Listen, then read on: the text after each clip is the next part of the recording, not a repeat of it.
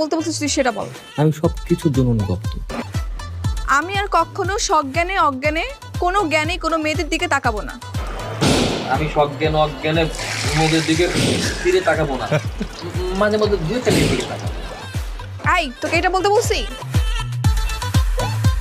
এই তুই কি সত্যি সত্যি আত্মশুদ্ধি করছিস নাকি ভং করছিস? আয় ভুলে যাস না কিন্তু ফারিন আমার ভাগ্নি।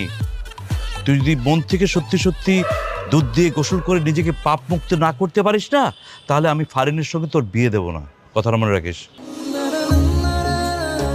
আর তাহলে কর কর।